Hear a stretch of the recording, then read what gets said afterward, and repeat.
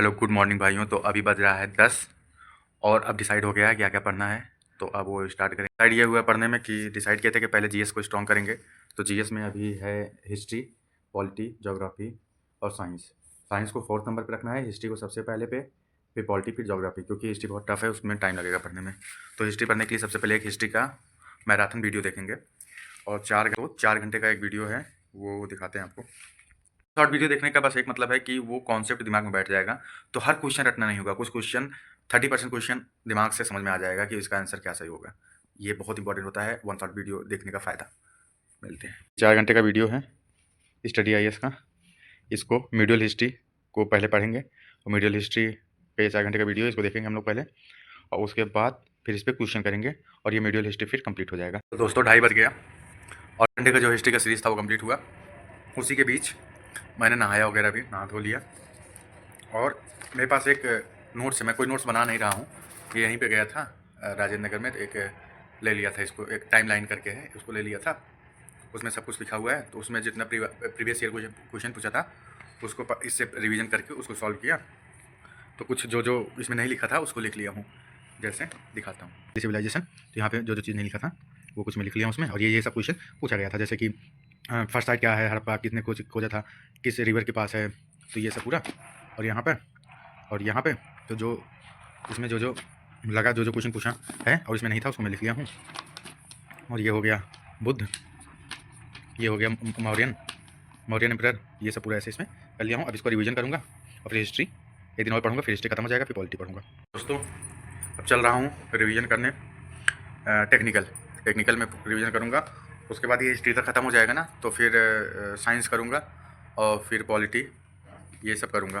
क्योंकि science question पूछेगा ना, 25 क्वेश्चन पूछेगा आरआरबी में, तो वो सब भी दिमाग में रख के चलना है ना। ओके, मिलते हैं, बाय। दोस्तों 6 बजने वाला है और मैंने साइंस उधर देख लिया है, क्या क्या पढ़ना है, कैसे पढ़ना है, वो प्लानिंग कर लिया, वो मैं कल की वीडियो में बताऊँगा। और फिलहाल अभी मैं जो है एक टेस्ट दे रहा था, जो पॉलीटेक्निक में जो पूछा गया है उसी का टेस्ट दे रहा था, तो वो मैं अभी दे रहा हूँ।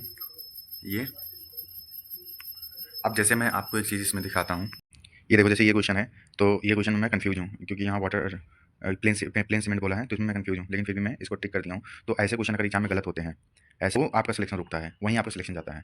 तो बस ऐसे ही क्वेश्चन को रिवाइज करना है, टेस्ट सीरीज देना है, वहाँ से क्वेश्चन पता चलेगा कि हमें क्या पोर्शन रिवाइज करना है, वो रिवाइज करना है और सिलेक्शन वहीं से होता है। क्योंकि ऐसे क्वेश्चन एग्जाम में 10 से 15 गलत हो जाते हैं, और 15 गलत होना मतलब 15 3 45 और 15 60 नंबर का अंतर आ जाता है। ये क्वेश्चन उतना समझ नहीं आ रहा है ना, मैं मैकेनिक्स पढ़ा हूँ, तो अब ये छूट जा रहा है, कोई बात नहीं, ये गलत हो जा रहा है, कोई बात नहीं, आप इसको सॉल्व भी कर लिए, गलत हो गया, 1 नंबर माइनस हो गया, कोई बात नहीं, ये छूट भी गया, कोई बात नहीं, पर आता हुआ ना गलत हो।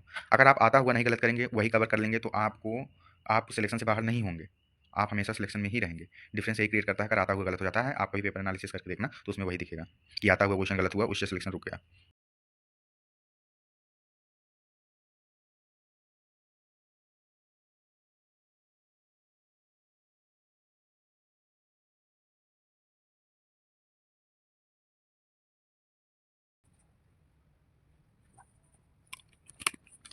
हाँ दोस्तों, तो ये मैंने टेस्ट सीरीज सबमिट कर दिया।